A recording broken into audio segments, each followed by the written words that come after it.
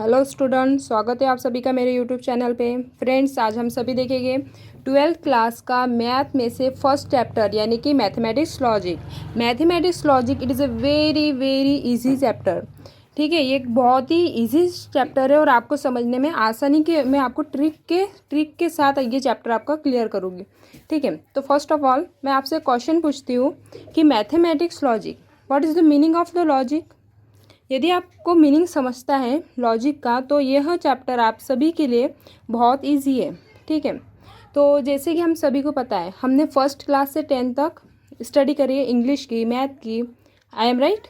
तो then English से relation है इस चैप्टर का।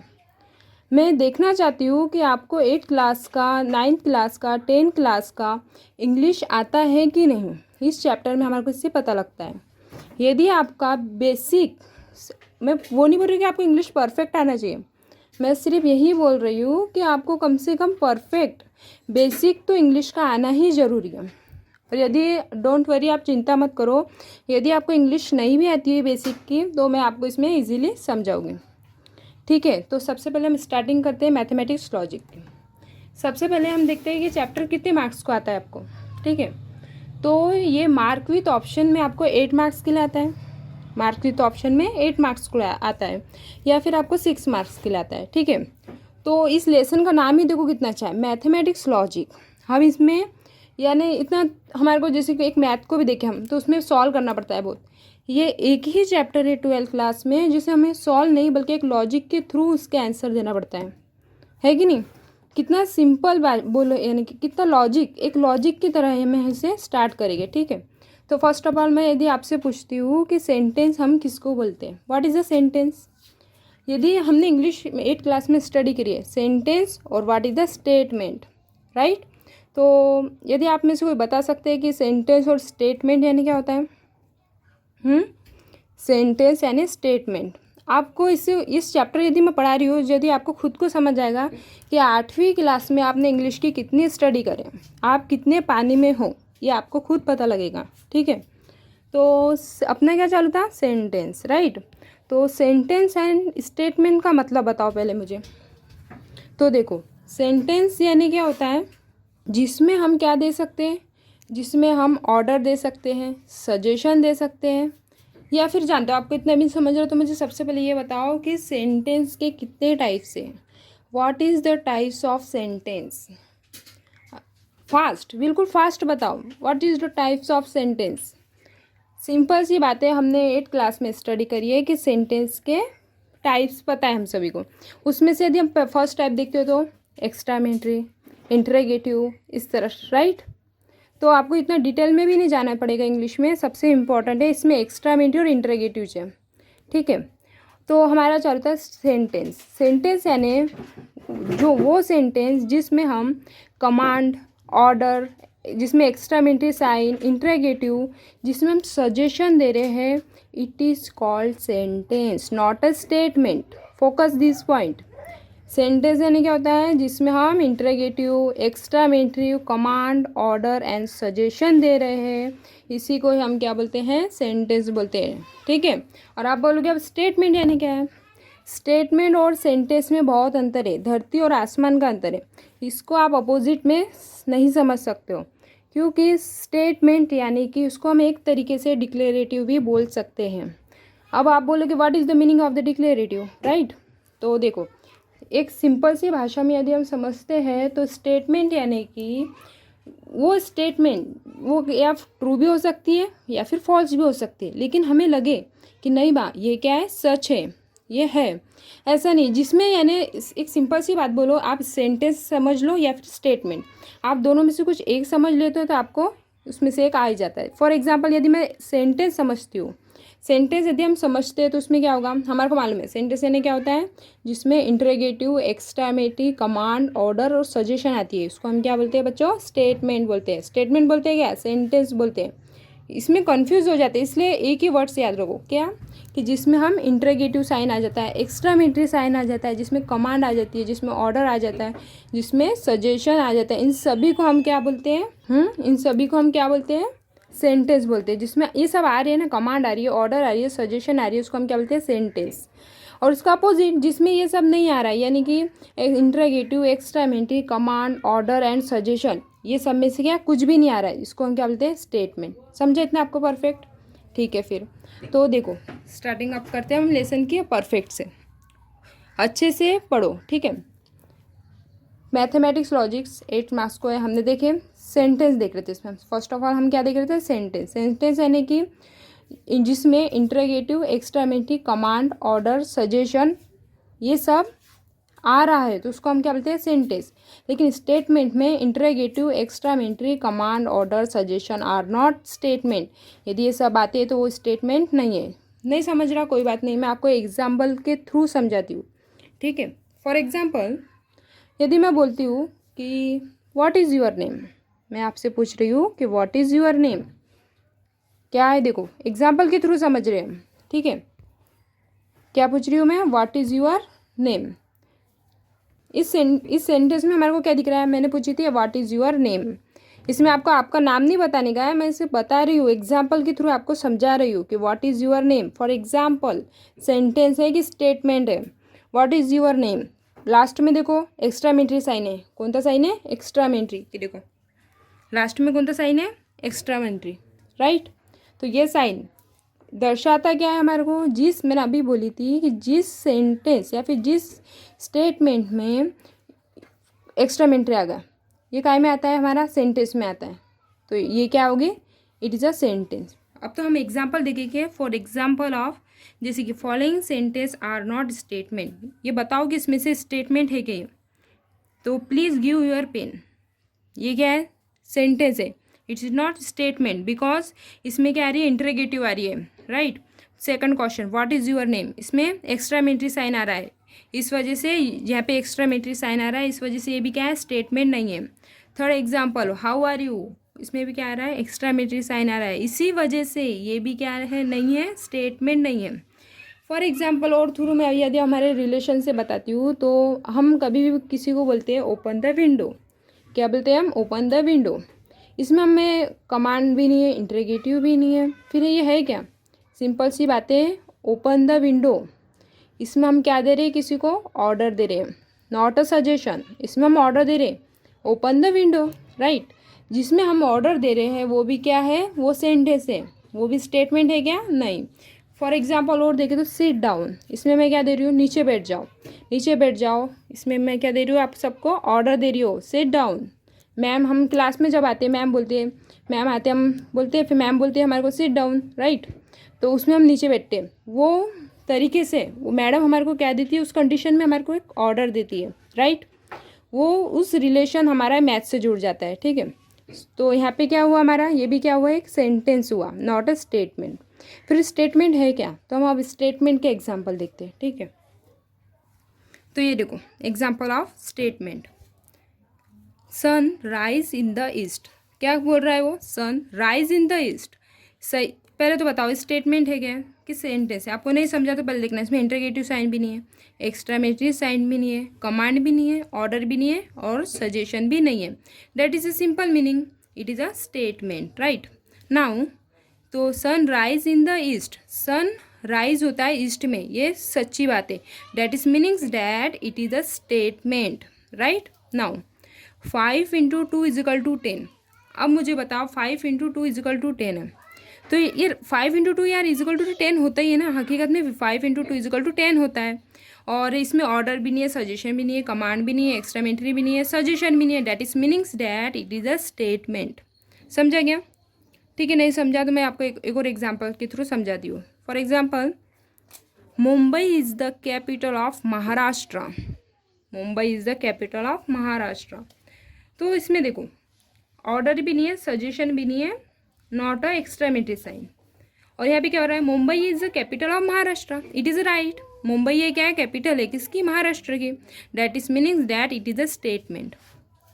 फॉर एग्जाम्पल और देखते हैं हम कि ये देखो एवरी, या फिर ये देखो और natural number is an integer, right, ठीक है। तो आपको मैं ऐसे आशा करती हूँ कि आपको स्टेटमेंट एंड सेंटेंस का मीनिंग समझा होगा। समझा क्या फ्रेंड्स? देखो नहीं समझा तो आप कमेंट में मुझे लिख के भेजो कि मुझे ये नहीं समझा, मैं आपको उसका आंसर दूँगी, ठीक है। नेक्स्ट हम ये देखेंगे अब कि हमने स्टेटमेंट देख लिया, बट इस चैप्टर में देखो आपको कितना इजी करके दिया है। इस चैप्टर में क्या है कि हमारे को इतना बड़ा ना लिखना पड़े, इसलिए इसमें क्या किया गया कि स्टेटमेंट, पहले हम इसके पहले थोड़ा छोटा सा एक टॉपिक देख लेते, ठीक है। ये देखो दिख रहा है ना, देखो बच्चों अब हम देखेंगे कंपाउंड स्टेटमेंट। क्या देखेंगे? Compound statement. अब देखो कंपाउंड स्टेटमेंट है ना, कंपाउंड स्टेटमेंट यानी क्या होता है, इसके मीनिंग में इसका नाम का मतलब लिखा है, क्या है? Compound statement. Compound statement, compound यानी होता है कंबाइन, कंपाउंड यानी क्या होता है? कंबाइन करना। स्टेटमेंट, स्टेटमेंट का मीनिंग हमने अभी देखे थे, स्टेटमेंट का मीनिंग हमने अभी देखे थे। स्टेटमेंट यानी क्या होता है? जिसमें ऑर्डर, सजेशन, रिक्वेस्ट, हाँ एक पॉइंट इंपॉर्टेंट रह गया था हमारा, रिक्वेस्ट। इसमें सेंटेंस में यहाँ पे रिक्वेस्ट लिखना रह गया, जिसमें रिक्वेस्ट भी करते हैं वो भी सेंटेंस रहता है, वो भी क्या रहता है? सेंटेंस रहता है, याद रखना। तो हम देख रहे थे कंपाउंड स्टेटमेंट। तो कंपाउंड स्टेटमेंट क्या हुआ? हम इसमें ना सजेशन दे रहे हैं, इसमें यानी हम कंपाउंड स्टेटमेंट कंबाइन कर रहे हैं स्टेटमेंट को, यानी कि कंपाउंड यानी कंबाइन स्टेटमेंट। कंबाइन स्टेटमेंट यानी कि जिसमें हम एक यानी कि वन और मोर स्टेटमेंट को कंबाइन कर रहे हैं, इस कॉल्ड कंपाउंड स्टेटमेंट। ईजी है ना? यदि नहीं समझा तो इसके मीनिंग्स पे जाओ आप। कंपाउंड स्टेटमेंट, कंपाउंड का मीनिंग याद रखना है, यानी कंबाइन। स्टेटमेंट यानी कंबाइन कर रहे हैं, किसको कर रहे हैं? कंबाइन, स्टेटमेंट को कंबाइन कर रहे हैं, that is meaning is called as compound statement. ठीक है फ्रेंड्स, समझा आपको इन सब? फॉर एग्जाम का नहीं समझा तो कोई बात नहीं, मैं आपको एग्जाम के थ्रू समझाती हूँ, ठीक है। फॉर एग्जाम्पल देखो क्या है, यहाँ पे लिखा है रामू गोइंग टू मुंबई, ठीक है, Ramu going to Mumbai and Shamu going to Pune. Ramu कहाँ गया बोलते हैं? मुंबई में गया, and Shamu is going to Pune. तो देखो फर्स्ट ऑफ ऑल हम देखेंगे इसमें स्टेटमेंट है क्या, फर्स्ट ऑफ ये देखेंगे, हाँ स्टेटमेंट है, क्योंकि क्या है, Ramu is going to Mumbai, Shamu is going to Pune. इसमें ना ऑर्डर दिया है, ना सजेशन दिया है, ना एक्सट्रीमिटी साइन है, ना रिक्वेस्ट है, that is meanings that it is a statement. ये तो समझ गया। सेकंड थिंग हम देखेंगे कौन सी स्टेटमेंट है, कंपाउंड स्टेटमेंट है क्या यार, ये देखेंगे ना पहले। तो कंपाउंड स्टेटमेंट है क्या, किस तरह पहचानेंगे हम इसको? First of all focus this point, compound statement को, कोई चीज़ को, सिंपल सी बात है, यदि एक यहाँ पे समझो एक कुछ है और इस साइड में कुछ है, इस दोनों को कंबाइन करने के लिए कुछ कंबाइन करने के लिए कुछ तो लगेगा, उसी तरह ये जो कंपाउंड स्टेटमेंट है इसको कंबाइन करने के लिए कुछ तो चाहिए। तो कंपाउंड स्टेटमेंट यानी क्या होता है? Combine statement. कंबाइन कैसे होगी स्टेटमेंट? कंबाइन किस तरह होगी? तो कंबाइन करने के लिए स्टेटमेंट को हम यहाँ पे ये चीज़ वापरते हैं, ये देखो कंबाइन करने के लिए हम एंड वापरते हैं, और वापरते हैं, इफ़ देन वापरते हैं, और इफ़ एंड ओनली इफ़ वापरते हैं, ठीक है।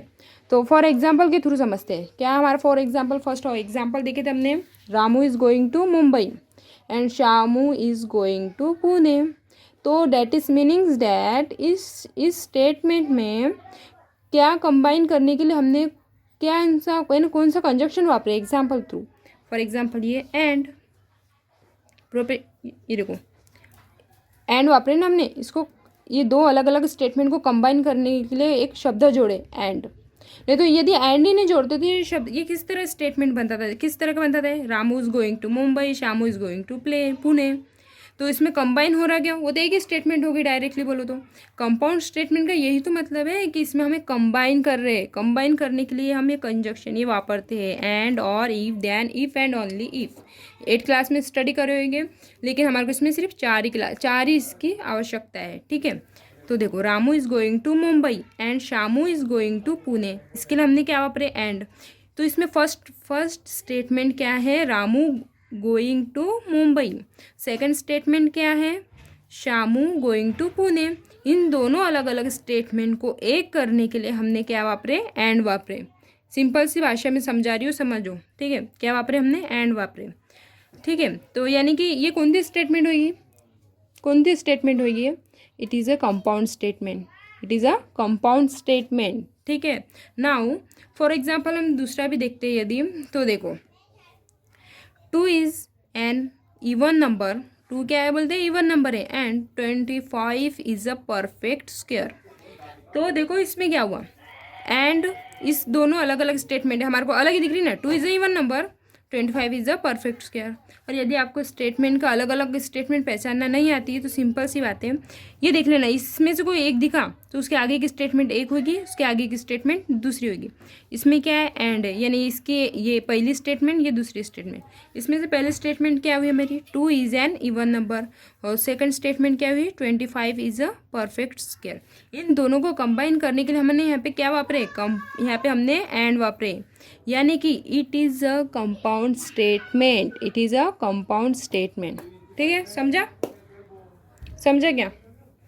नहीं समझा तो कमेंट में लिख के भेजो कि मुझे ये प्रॉब्लम है, मुझे ये क्वेश्चन नहीं समझा, इसका आपको मैं दूंगी, फिर मतलब आप पूछोगे तो अभी दूंगी ना, मेरे को पता तो नहीं लगेगा। ठीक है, नेक्स्ट देखो, और यदि आप प्लीज़ ये चैनल को सब्सक्राइब करो, आप जितने सब्सक्राइब करोगे मुझे उतना ही इंटरेस्ट आएगा कि आपको पढ़ाने में। ठीक है, नाउ तो देखो, एंड को हम अब देखो, इसका लेसन का नाम मैंने पहले बोली क्या है, मैथमेटिक्स लॉजिक। क्या नाम है, मैथमेटिक्स लॉजिक। यानी इस लेसन को हमारे को मैजिक मतलब कि लॉजिक के थ्रू करना है। किसके थ्रू करना है, लॉजिक के थ्रू। तो एंड, अब देखो कभी भी याद रखना, एंड को हम सिंबॉलिक फॉर्म में किस तरह लिखते हैं, इस तरह, और को वी के तरह, इफ देन को इसको हम इम्प्लाइज बोलते हैं, इस साइन को हम क्या बोलते हैं, इम्प्लाइज। और इफ एंड ओनली इफ को डबल, इसको हम डबल इम्प्लाइज बोलते हैं, याद रखना, ये सिंबॉलिक फॉर्म है। ठीक है, यदि आप, अब बहुत सारे मुझे ऐसे कमेंट आए हुए हैं कि मैम मुझे एंड और में कंफ्यूज हो जाता है, कि और कभी एंड के जैसे हो जाता है सिंबॉलिक फॉर्म में, और एंड के जैसे हो जाता है। इसका सॉल्यूशन मैं बताती हूँ आज आपको। देखो, आपने फर्स्ट क्लास या है ना, फर्स्ट क्लास में आपने पढ़ी होगी ABCD, तो सिंपल सी बात है, ए कैसे रहता था ABCD में, इस तरह रहता था, है ना। तो इसी तरह एंड का सिंबल यदि याद नहीं रहा तो ए के जैसे निकाल देना, बस ये है, ये एंड का सिंबल, ये क्या है, एंड का सिंबल। उसका अपोजिट ओ का कर देना, और का, यानी और का इसका अपोजिट, ये किसका सिंबल हो गया, और का। ठीक है, समझा। उसी तरह इफ देन, एरो करके दर्शाना, इस एरो को क्या बोलते हैं अपन, इम्प्लाइज। और इफ एंड ओनली इफ को हम डबल इम्प्लाइज से दर्शाते हैं। ठीक है, समझ में आई बात? ठीक है, फिर तो अभी यहाँ तक देखे, आपको, आप सबको समझ में आया? यदि आपको सेंटेंस, स्टेटमेंट, कंपाउंड स्टेटमेंट यदि समझता है या नहीं, तो ही आप आगे जा सकते हो, नहीं तो ये वीडियो को डबल से देखना, समझ आ जाएगा। ठीक है, ठीक है। फिर अब हम देखेंगे ट्रूथ वैल्यू। अब ट्रूथ वैल्यू कुछ नहीं समझ में आ रहा, तो सिंपल सी बात है, आपको इतना तो पता है कि एक स्टेटमेंट है वो गलत या सही तो होगी, एक स्टेटमेंट है वो गलत या सही होगी, सिंपल सी बात है ना। कोई एक चीज़ गलत या सही होती है, हमेशा सही या कुछ रहती नहीं, ऐसा तो कुछ है नहीं, गलत या सही रहेगी। ठीक है, तो इसी में हमारे को उसके लिए ट्रूथ वैल्यू निकालने का, ट्रूथ वैल्यू यानी उस स्टेटमेंट की हमारे को गलत और सही बताना है। ट्रूथ वैल्यू में हम देखते हैं करंट वैल्यू, यानी करेक्ट वैल्यू और इनकरेक्ट वैल्यू। फॉर एग्जाम्पल के थ्रू मैं आपको इजीली समझाती हूँ। देखो, 5 × 2 = क्या बोल रहा है बच्चों, 10 बोल रहा है। इट इज़ राइट, 5 × 2 = क्या होता है, 10 ही होता है, नॉट 11, राइट। यानी कि यदि मैं बोलूँ, और ये पहले से बात, इट इज़ ए स्टेटमेंट, कभी भी आता है ऑलजेब्रिक सम, ये हमेशा क्या रहती है, स्टेटमेंट ही रहती है। क्या रहती है, स्टेटमेंट रहती है। फोकस दिस पॉइंट, क्या रहती है, स्टेटमेंट रहती है। फर्स्ट हमारा क्लियर हो गया, ये स्टेटमेंट है। और ये कंपाउंड स्टेटमेंट है, ये कंपाउंड स्टेटमेंट है क्या, not, it is a compound statement, because इस क्यों नहीं है, क्योंकि इसमें एंड और if then, if and only if आया ही नहीं है। और मेन बात ये ऑलजेब्रिक सम है, that is meaning that it is a simple statement, right. Now अब इसकी हमारे को ट्रूथ वैल्यू निकालने को बोले। ट्रूथ वैल्यू यानी क्या होता है, इसमें करेक्ट क्या है, इनकरेक्ट क्या है, हमारे को ये बताना पड़ता है। तो हमने लिख दिया = T। What is T, what is F, हमने स्टडी करी है फर्स्ट क्लास में, राइट। नाउ टी यानी क्या होता है, ट्रू, एफ यानी फॉल्स, ट्रू यानी सही, फॉल्स यानी गलत, राइट। नाउ तो f × 2 = 10, ये करेक्ट स्टेटमेंट है। क्यों करेक्ट है, रीज़न है इसका, क्योंकि 5 × 2 = क्या होता है, 10 होता है, करेक्ट है ना, क्योंकि 5 × 2 10, यानी कि स्टेटमेंट जो है हमारी क्या है, टी है, यानी कि इसकी ट्रूथ वैल्यू भी क्या है, टी है। समझे इतना? उसकी जैसे हम एग्जाम्पल मैंने यहाँ पे लिखे, देखो ये देखो 5 × 2 = 11, 5 × 2 = 11, यानी कि मुझे बताओ 5 × 2 = 11 होता है क्या? नहीं होता है, बल्कि 5 × 2 = 10 होता है। That is meaning that this statement is false. ये स्टेटमेंट क्या है, फॉल्स है। यानी कि इसकी ट्रूथ वैल्यू, यानी ट्रूथ वैल्यू का मतलब ये है, वो स्टेटमेंट ट्रू है तो इसकी ट्रूथ वैल्यू टी रहेगी, वो स्टेटमेंट फॉल्स है तो वो इसकी ट्रूथ वैल्यू फॉल्स रहेगी। क्लियर? ठीक है, फिर इतना समझ में आया तो हम आगे चलते हैं। ठीक है, अब देखो, अब देखेंगे हम निगेशन। निगेशन यानी क्या होता है? निगेशन जिस तरह हमने हर चीज़ को एक सिंबल के फॉर्म में दर्शाया है। सिंबल की फॉर्म में किस तरह दर्शाया, जैसे कि एक बार रिवीजन कर लेते हैं। स्टेटमेंट, याद रखना हमेशा स्टेटमेंट को, इसको डिनोट, स्टेटमेंट इतनी बड़ी है ना, लेकिन ये मैथमेटिक लॉजिक, मैंने पहले बोली इस लेसन का नाम क्या है, मैथमेटिक्स लॉजिक। इसमें हम लॉजिक इस्तेमाल करेंगे। ठीक है, लॉजिक क्या इस्तेमाल करें हमने, कि जो इतनी बड़ी बड़ी स्टेटमेंट है उसको हम शॉर्टकट में कर रहे हैं। यानी कि जैसे for example, sun rise in the east. Sun काय में राइज होता है, बोलते हैं ईस्ट में राइज होता है ना। तो देखो, तो इसने इस लॉजिक में क्या करेंगे हम, इतनी बड़ी स्टेटमेंट ना लिखते हुए, इतना मतलब हमारे पेपर में टाइम बचाता है। ये हमारा ये फर्स्ट चैप्टर टाइम कवर करता है, इसे समझो। इसलिए क्या, कैसे कवर कर रहा है टाइम, आप पूछोगे मैम ये कैसे टाइम कवर कर रहा है ये? ठीक है, तो मैं बताती हूँ। देखो, स्टेटमेंट को इतना बड़ा ना लिखते हुए हम इस तरह लिखेंगे paper, sun rise in the east. इतना हमारा समय ना गवाते हुए हम इसको डायरेक्टली पी बोलेंगे। क्या बोलेंगे? पी। अब आप बोलोगे पी, यानी कि कभी भी याद रखना कि हम स्टेटमेंट को डिनोट करते हैं PQRS। समझे क्या? यानी कि हम स्टेटमेंट को किससे डिनोट कर रहे हैं, PQRS से डिनोट कर रहे हैं। पी यानी एक आधी स्टेटमेंट है। यदि मैं एक एग्जांपल देती हूँ, sun rise in the east, पहली स्टेटमेंट मैं कंपाउंड स्टेटमेंट बनाती हूँ। Sun rise in the east, Mumbai is the capital of Maharashtra. इसमें कंपाउंड स्टेटमेंट है, बराबर है। तो मैं ऐसा बोलती हूँ, फर्स्ट स्टेटमेंट को मैं बोल दूँगी पी, सेकंड स्टेटमेंट को मैं बोल दूँगी क्यू। यानी कि sun is rise in the east, Mumbai is the capital of Maharashtra. इसको पहली स्टेटमेंट को हमने बोल दिया पी, इसको क्या बोल दिया पी, और इसको बोल दिया क्यू। और इसके बीच में मैं कंजक्शन लगाती हूँ एंड, यानी पी एंड क्यू। पहली स्टेटमेंट को पी से, दूसरी स्टेटमेंट को क्यू को। फॉर एग्जाम्पल के तो यहाँ पे लिखा हुआ वो देख लेते, ठीक है, कोई बात नहीं, नहीं समझ रहा कोई बात नहीं, समझो। फॉर एग्जाम्पल के थ्रू देखो, इस यहाँ पे क्या लिखा है, Ramu is going to Mumbai and Shamu is going to Pune. इस स्टेटमेंट में देखो, सबसे पहले हम क्या करेंगे, इसमें स्टेटमेंट को हम शॉर्टकट के थ्रू लिखेंगे, ट्रिक के थ्रू हम इसे सॉल्व करेंगे। मैंने क्या बोल दिया, पहले सबसे पहले देखना है स्टेटमेंट है क्या, इट इज़ ए स्टेटमेंट। उसके बाद हम देखेंगे कौन सी स्टेटमेंट है, कंपाउंड स्टेटमेंट है क्या, हाँ ये कंपाउंड स्टेटमेंट है। किससे पहचाने, एंड से, एंड से पहचाने ना, क्योंकि दो वन और मोर स्टेटमेंट को ज्वाइन करने के लिए यहाँ पे क्या वापरे, एंड वापरे। ठीक है, यानी क्या है, कंपाउंड स्टेटमेंट है, it is a compound statement. ठीक है, तो आप देखो इसमें हम ये कंपाउंड स्टेटमेंट है। फिर हम इसको एक सिंबॉलिक की फॉर्म किस तरह लिखें, मैंने पहले बोलती स्टेटमेंट को हम डिनोट करते हैं PQR। पहली स्टेटमेंट कौन सी इसमें, ये लिए पहले है ना, Ramu is going to Mumbai, it is a first statement है ना, Ramu is going to Mumbai, ये क्या है, पहली स्टेटमेंट है।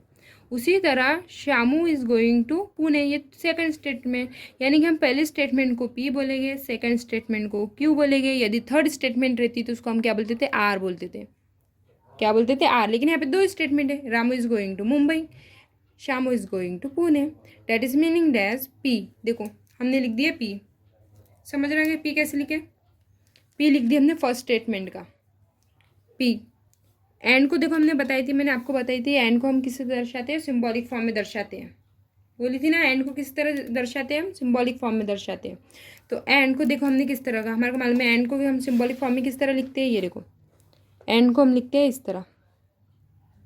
तो देखो यहाँ पे क्या करें हमने, हमारा क्वेश्चन क्या था, हमारा क्वेश्चन था कि Ramu is going to Mumbai and Shamu is going to Pune. तो पी स्टेटमेंट, फर्स्ट स्टेटमेंट को पी बोल दिए, एंड को हम दर्शाते इस तरह, यानी ये ऐसा लिखे, सेकंड स्टेटमेंट यानी क्यू, यही हो गया इसका सिंबॉलिक फॉर्म।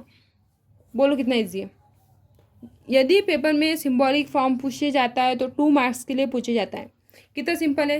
पहले स्टेटमेंट को हमने पी बोल दिया, इसका जो यहाँ पे जो भी होगा, एंड होगा, और होगा, इफ़ एंड होगा, इफ़ एंड ओनली इफ होगा, उसका सिंबॉलिक फॉर्म लिख दिए।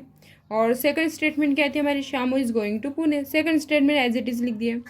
यानी कि उस क्वेश्चन में उसका आंसर छुपा हुआ था, बस एक देखने का एक देखने का तरीका चाहिए, यानी बस इतना सोपा ये चैप्टर है। ठीक है, तो क्या होगा इसका symbolic form, P and Q, right. Now अब देखो, अब देखेंगे हम निगेशन। उसी तरह हमने अभी इसका देखे थे, एंड का क्या रहता है, और का क्या रहता है, इफ देन का, इफ एंड ओनली इफ का कैसे रहता है ना। ठीक है, अब देखो निगेशन। निगेशन यानी क्या होता है, निगेशन को पहले बात, अब हमने अभी अब हर तरीके के देखे, एंड को किस सिंबल किस दर्शाते हैं, क्यू को, यानी है ना, क्यू यानी स्टेटमेंट है सेकंड, और निगेशन को अब किससे दर्शाते हैं, यहाँ पे निगेशन को भी बताया हुआ सिंबॉलिक फॉर्म में। निगेशन को हम इस तरह दर्शाते हैं, फोकस दिस पॉइंट। ठीक है, तो फॉर एग्जाम्पल यदि मैं आपको एक स्टेटमेंट बोलती हूँ कि mango is a fruits, mango क्या है, एक फ्रूट्स है, ये तो बराबर है, इट इज़ अ स्टेटमेंट, क्योंकि मैंगो इज फ्रूट्स है, not extremity suggestions orders, right, that is meaning that it is a statement. लेकिन मैं यदि बोलूँ आपको कि इसको निगेशन लगाओ, यानी निगेशन पी बोलेगे, फिर इसको निगेशन लगाते हैं तो किस तरह पढ़ेंगे हम इसको, mango is not a fruits. ऐसा क्यों बोली मैंने, mango is not a fruit, इसका एक रीज़न है, हर चीज़ के पीछे एक रीज़न रहता है।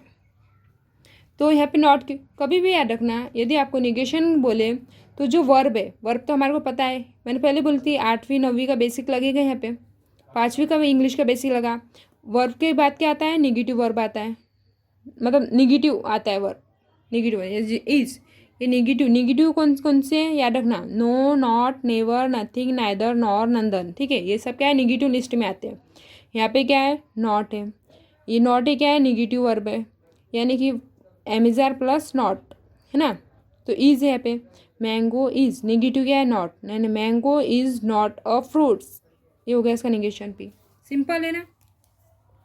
फॉर एग्जाम्पल यदि मैं ये देखो इसी स्टेटमेंट से लेती हूँ, यदि मैं बोलती हूँ कि ये देखो, Mumbai is the capital of Maharashtra, क्या बोल रही हूँ, फोकस दिस पॉइंट, मुंबई क्या है, कैपिटल इज महाराष्ट्र। यदि मैं बोलूँ इसका निगेशन करो, किस तरह करेगी इसका निगेशन, सिंपल सी बात है, वर्ब के बाद क्या लगाना, निगेटिव वर्ब, कोई भी वर्ब निगेटिव लगा देना। जैसे कि देखो इसका मैं लगाती हूँ तो क्या होगा इसका, Mumbai is not the capital of the Maharashtra, समझा। ठीक है, इतना समझ गया। ठीक है, हम बात आगे का देखते हैं अब। तो देखो अब हम क्या देखेंगे, अब हम देखेंगे ट्रूथ टेबल। अब हम क्या देखेंगे, ट्रूथ टेबल। अब देखो, अब हम क्या देखेंगे इसको, अब ट्रूथ टेबल की जैसे देखते हैं निगेशन को। क्या बोल रहा है, एक स्टेटमेंट है पी को हम कैसे दर्शाते हैं, स्टेटमेंट, यानी इट इज़ अ, ये क्या है, हमारी स्टेटमेंट है ना। एक स्टेटमेंट पहले ट्रू है बोलते, तो उसका निगेशन क्या होगा, अपोजिट, इसका अपोजिट, यानी टी का अपोजिट क्या होगा, एफ होगा। उसी तरह एक स्टेटमेंट एफ है बोलते हैं, उसका अपोजिट टी, यानी निगेशन में क्या करना, यदि स्टेटमेंट में यदि हमारे को निगेशन बोले तो वर्ब के बाद नॉट लगा, मतलब निगेटिव वर्ब लगा देना, यानी इज नॉट, है ना, इस तरह। लेकिन टेबल में बोले निगेशन लगा देंगे, यानी पी का निगेशन पी क्या होगा, तो यहाँ पे टी है तो एफ कर देना, एफ है तो टी कर देना, उसका अपोजिट है, पी का एफ, यानी टी का एफ, एफ का टी। ठीक है, समझाएगा बच्चों आपको स्टूडेंट इतना। ठीक है, फिर अब हम देखेंगे सबसे इम्पॉर्टेंट, जो इससे आपको एक्सरसाइज सॉल्व करने में बहुत इजी होगा। तो देखो अब हम देखेंगे, ये देखो इसका मतलब क्या है, पी क्यू यानी यहाँ पे कितने स्टेटमेंट है, 2 स्टेटमेंट है, 2 स्टेटमेंट है। और इसका सिंबल का मतलब मैंने अभी बताई थी, क्या होता है, ये सिंबल का मतलब एंड, यानी पी और क्यू एक स्टेटमेंट है, उसका हमारे को एंड करना है। तो देखो पी स्टेटमेंट एक क्या है, टी है, पी स्टेटमेंट एक क्या है बोलते हैं, टी है। क्यू स्टेटमेंट एक क्या है, ये भी क्या है, टी है। पी की तरफ हम क्या लगाएंगे, T, and as it is. Q का स्टेटमेंट क्या है बोलते हैं, टी। अब बताओ यहाँ पे आप क्या लिखोगे। तो इस कंडीशन में हमेशा याद रखना कभी भी याद रखना है कि एंड की कंडीशन में ही, तो एंड की कंडीशन में क्या होता है, टी टी रहा तो ही टी रहता है, टी और टी रहा तो ही टी, नहीं तो सब फॉल्स। ये रूल इंपॉर्टेंट इसमें, टी टी रहा तो ही टी, नहीं तो सब फॉल्स। जैसे देखो यहाँ पे टी और टी है, यहाँ पे भी टी है, यहाँ पे भी टी है, इसलिए यहाँ पे आया टी। समझा क्या, इसलिए यहाँ पे आया टी। यहाँ पे देखो टी एफ है तो भी एफ, एफ टी है भी तो भी एफ, एफ एफ रहा तो भी एफ। यानी कि एंड की कंडीशन में क्या होता है कि सिर्फ टी टी रहा, यानी कि पहली स्टेटमेंट भी ट्रू होना और सेकंड स्टेटमेंट भी हमारे को क्या होना, ट्रू होना, तो ही हमारा एंड की कंडीशन में उसका आंसर क्या आता है, टी आता है। ठीक है। उसी तरह यदि हम और की कंडीशन में देखते हैं, और की कंडीशन में क्या होता है, याद रखना कभी से, और की कंडीशन में क्या होता है, दो स्टेटमेंट, पहली स्टेटमेंट भी क्या होना, फॉल्स होना, दूसरी स्टेटमेंट भी क्या होना, फॉल्स होना।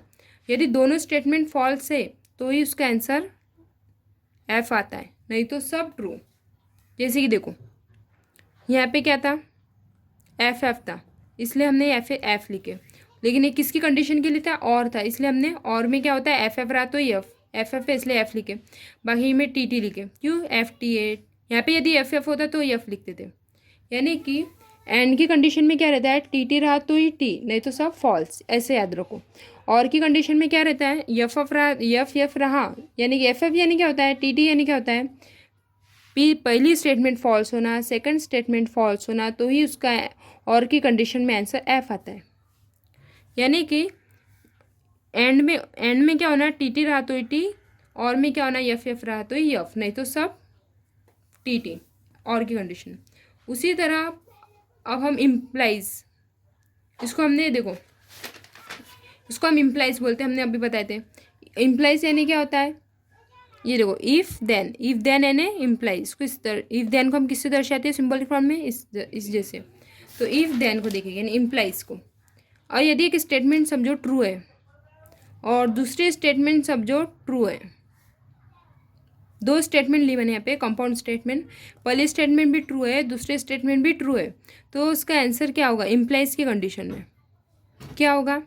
तो याद रखना इम्प्लाइज में क्या रहता है, इम्प्लाइज में क्या होता है, कभी भी याद रखना है कि, तो क्या होता है इम्प्लाइज की कंडीशन में, देखो इम्प्लाइज की कंडीशन में कभी भी याद रखना है, एफ टी रहा तो ही टी, एफ टी रहा तो ही टी, नहीं तो सब फॉल्स, नहीं तो सब, सॉरी, इम्प्लाइज की कंडीशन में क्या होता है, टी एफ, यहाँ पे लिख दी थी मैं, इम्प्लाइज की कंडीशन में क्या रहता है, टी एफ रहा तो ही एफ, नहीं तो बाकी की सब फॉल्स। जैसे कि देखो यहाँ पे टी एफ है क्या, नहीं है, यानी कि टी, यहाँ पे टी एफ है इसलिए यहाँ पे आया फॉल्स, ये इंपॉर्टेंट यहाँ पे ट्रैवल।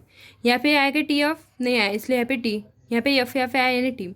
यानी कि इस इम्प्लाइज की कंडीशन में क्या होता है, हमेशा याद रखना, पहली स्टेटमेंट ट्रू होना, सेकंड स्टेटमेंट फॉल्स होना, तो इम्प्लाइज की कंडीशन में उसका आंसर आता है फॉल्स। यानी कि टी पहली स्टेटमेंट, यानी कि इम्प्लाइज की कंडीशन में क्या आता है, टी एफ रहा तो एफ, इस तरह याद रखो, इम्प्लाइज की कंडीशन में क्या होता है, टी एफ रहा तो एफ, नहीं तो सब टी। उसी तरह डबल इम्प्लाइज में क्या होता है, डबल इम्प्लाइज में होता है कि जो पहली स्टेटमेंट है समझो एग्जाम्पल के थ्रू ट्रू है और दूसरी स्टेटमेंट हमारी क्या है, फॉल्स है समझो, तो इसका हमारे को क्या करना है, डबल इम्प्लाइज करना है। तो अब इस कंडीशन में हम क्या करेंगे, इसका क्या करेंगे, देखो इस डबल इम्प्लाइज में क्या हो रहा है, तो याद रखना,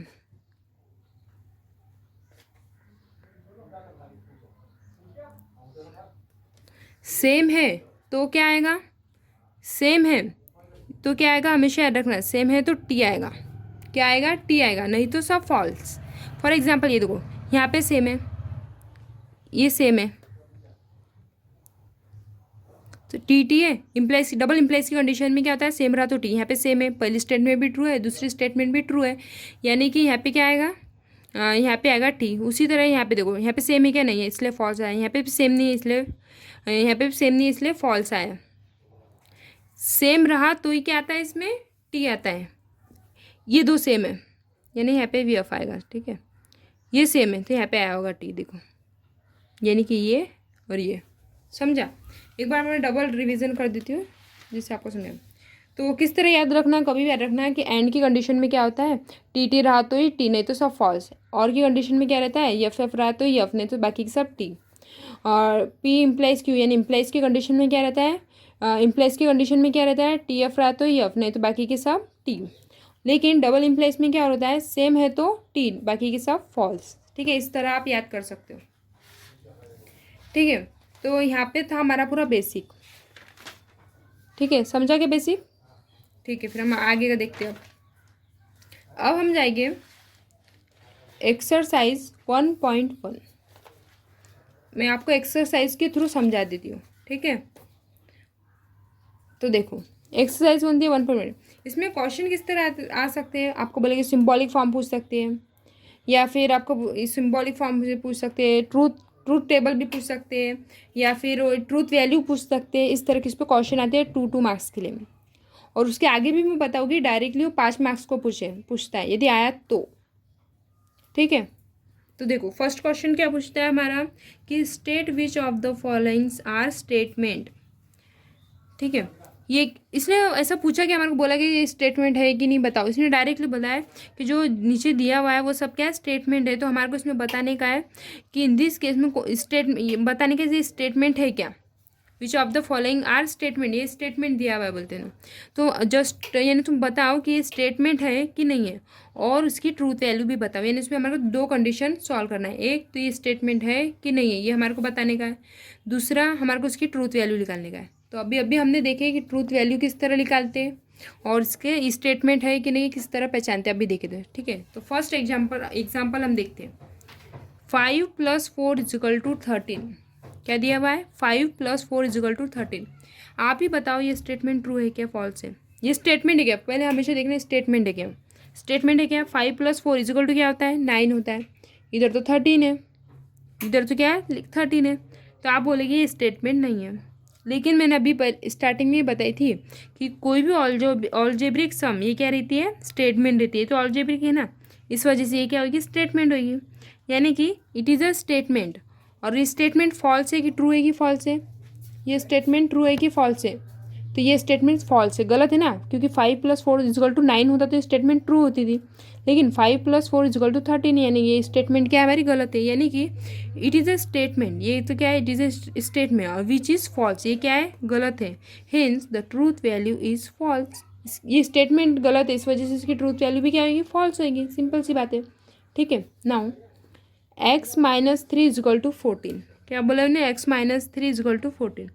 और देखो x - 3 = 14, अब बोल रहा है x - 3 = 14 है ना। तो इसमें क्या करने का हमारे को, इस कंडीशन में x की वैल्यू सिर्फ x है, यहाँ पे ऐसा बोला है कि कॉमा x = समथिंग, ऐसा कुछ दिया है क्या, नहीं दिया। इसी वजह से ये ऑलजेब्रिक है। आप क्वेश्चन पूछोगे मेरे से कि ये ऑलजेब्रिक है, फिर ये स्टेटमेंट क्यों नहीं है। इसका एक रीज़न है, क्योंकि एक्स के जैसे ऐसा दिया होता है कि x = समथिंग कुछ, तो हम इसकी वैल्यू पुट करते थे, इसकी वैल्यू गलत या सही आती थी, लेकिन स्टेटमेंट रहती थी। लेकिन यहाँ पे x की वैल्यू दिया ही नहीं है, इस वजह से यहाँ पे स्टार कर लो। इसी तरह ऐसे क्वेश्चन पूछते हैं जो हटके। तो x - 3 ये क्या है, ओपन सेंटेंस है, ये क्या है, ओपन सेंटेंस है। इस वजह से हम क्या बोलेंगे, इट इज़ अ, ये देखो यहाँ पे लिखा है, इस वजह से हम इसको क्या बोलेंगे, it is a open sentence, hence it is not statement. जो स्टेटमेंट नहीं उसकी ट्रूथ वैल्यू इसने लिख ली, इसलिए हमने डायरेक्टली बोला it is a open sentence, hence it is a not statement, it is a not statement. समझा गया। ठीक है, सेकंड एग्जांपल देखो। अब हम देखें, ये तो हमने देख लिए, क्लोज द डोर है ना। इसमें हम क्या दे रहे हैं, किसी को ऑर्डर दे रहे हैं, यानी कि इट इज़ एन ऑर्डर। इसको हम क्या दे रहे हैं, ऑर्डर दे रहे हैं, hence it is a not statement, ये भी क्या है, स्टेटमेंट नहीं है। सेकंड देखो, fourth, 0 is a complex number. 0 क्या है बोलते हैं, कॉम्प्लेक्स नंबर है। तो ये क्या है, स्टेटमेंट है, क्योंकि 0 इज़ अ कॉम्प्लेक्स नंबर। इसमें एक्स्ट्रामेंट्री साइन भी नहीं है, इंटीग्रेटिव भी नहीं है, कमांड भी नहीं है, ऑर्डर भी नहीं है, सजेशन भी नहीं है। That is meaning that it is a statement. Statement है तो हम बोल देंगे it is a statement, which is a truth value. कभी भी याद रखना, यदि नहीं समझा तो हमेशा याद रखना, 0 ही क्या रहता है, कॉम्प्लेक्स नंबर रहता है। 0 क्या रहता है, कॉम्प्लेक्स नंबर रहता है। यानी ये स्टेटमेंट क्या है, टी है, यानी कि इसकी ट्रूथ वैल्यू क्या रहेगी, टी रहेगी। देखो fourth example, it is a statement which is a truth value is T, hence the truth value is T, है कि नहीं। ठीक है, नाउ अब देखो 5 क्या बोल रहा है, प्लीज़ गेट ब्रेकफास्ट है ना। यानी कि प्लीज़ गेट मी, यानी कि जो 5वां क्वेश्चन, इसमें क्या हो रहा है, एक रिक्वेस्ट कर रहे हैं। प्लीज़ आ गया, इंपॉर्टेंट वर्ड है, प्लीज़ आ गया है। प्लीज़ यानी का मतलब क्या होता है, हम रिक्वेस्ट कर रहे हैं किससे। तो ये सिंपल सी बात है, ये स्टेटमेंट है ही नहीं, इसको देख के पहचान में आ जा रहा है। तो हम क्या बोलेंगे, इट इज़ अ रिक्वेस्ट, यहाँ पे रिक्वेस्ट कर रहे हैं, hence it is a not statement, ये स्टेटमेंट है क्या, नहीं है। ठीक है, उसी तरह इस तरह हमारे यहाँ पे आपको बताया हुआ है सिर्फ। ठीक है, यदि हम और एग्जाम्पल देखते तो और एग्जाम्पल देखो, ये देखो, ये देखो, ये स्टेटमेंट है क्या, नहीं, यहाँ से पता लग जा रहा है हमारे साइन से, क्योंकि एक्सक्लेमेटरी साइन है, that is meaning that it is not statement, यानी कि it is a sentence and hence it is a statement, that is meaning that it is not statement. जैसे कि देखो यहाँ पे इस तरह लिखना कि हम किस तरह लिखेंगे इसको, कि ये क्या है, तो इट इज़ एक्सट्रामेंट्री या इंट्रीगेटिव बोल सकते हैं ना, it is a exclamatory sign, hence it is a not statement. ठीक है, इसी तरह आपको ये सब कुछ हुआ है, ये सब आपको होमवर्क है। यदि नहीं आया तो मुझसे कमेंट में जाके लिखना है, मुझसे पूछना है, मैं आपको बता दूँगी। ठीक है,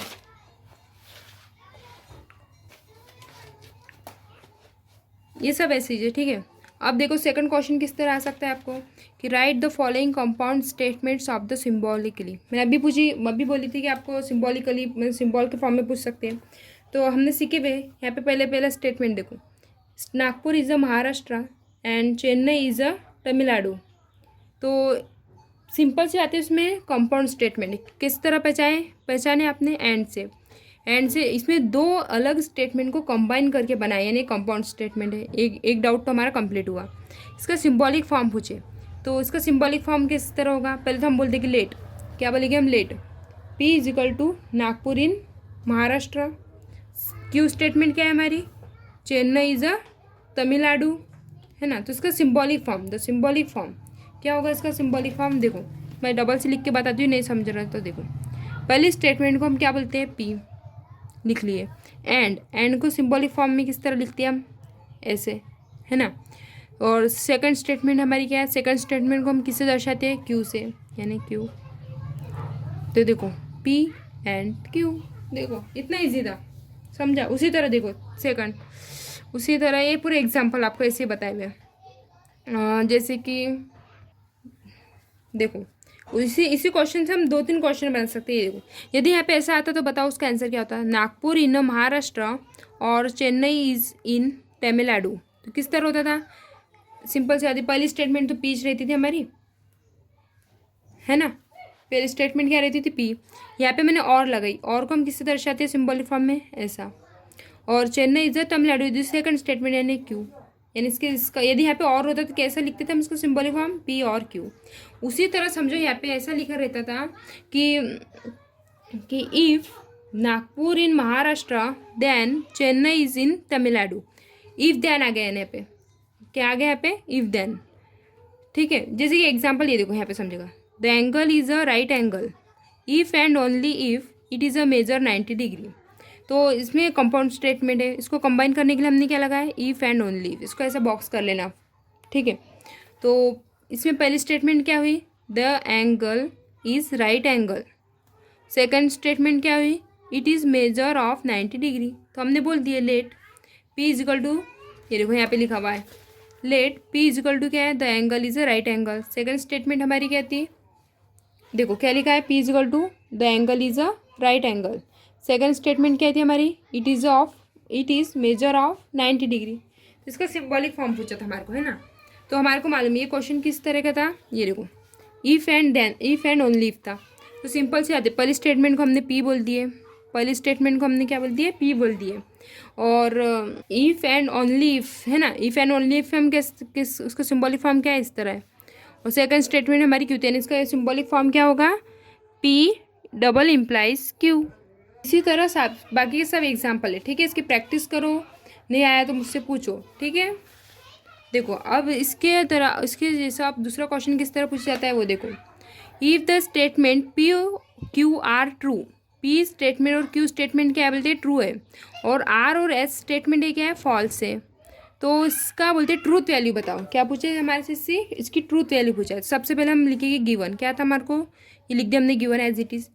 P और Q की जगह हमारे को क्या लगाने का है, बोलते हैं ट्रू वैल्यू, यानी P और Q क्या है, T है, P की इधर T लगाए और Q की इधर भी T है। R क्या है, बोलते हैं फॉल्स है, इसलिए R F लिखे। डेट मैं एक बार डबल से करके दिखाती हूँ, देखो P और Q का एंड ली हमने R से। P स्टेटमेंट क्या है हमारी, P और Q क्या है, बोलते हैं ट्री, तो हम पहले T लिख देंगे, जिधर Q और T लिख दिए। R क्या है, बोलते हैं फॉल्स है, इसलिए हमने यहाँ पे फॉल्स लिख दिए। ठीक है, तो देखो इसमें हम पहले टी का और लेना है, पहले ये बॉक्स कंप्लीट करेंगे। टी का क्या बोल रहा हूँ, एंड में क्या रहता है, टी टी रहा तो ही टी, नहीं तो फॉल्स। यहाँ पे टी टी है क्या, नहीं, इसलिए यहाँ पे क्या आएगा, फॉल्स। और की कंडीशन में क्या होता है, एफ एफ रहा तो एफ, नहीं तो टी, एफ एफ है क्या, नहीं, यहाँ पे यानी आंसर है टी। इस वजह से इसकी ट्रूथ वैल्यू क्या हुई, टी हुई। इसकी ट्रूथ वैल्यू क्या हुई, ट्री हुई, टी हुई। ठीक है बच्चों, आपको समझ रहा है ना।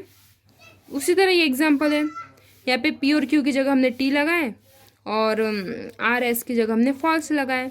उस ब्रैकेट को हमने सॉल्व किए, उसके जो आंसर आया वो इसकी ट्रूथ वैल्यू बताया। एग्जाम्पल में आपको ये बता देती हूँ। ठीक है, पी और क्यू क्या है, बोलते टी है, हमने टी लग दिए। आर एस क्या है, फॉल्स है।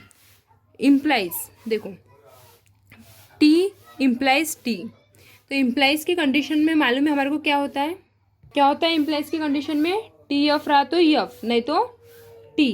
तो यहाँ पे टी एफ है क्या, नहीं है, इस वजह से यहाँ पे टी आया। इसकी कंडीशन में क्या रहता है, सेम रहा तो टी, सेम है इसलिए वजह से टी, सॉरी इस इम्प्लाइज है, डबल इम्प्लाइज नहीं है, इस वजह से इम्प्लाइज की कंडीशन में क्या होता है, टी एफ रहा तो एफ, टी एफ है यहाँ पे, नहीं, इस वजह से यहाँ पे क्या आएगा, टी।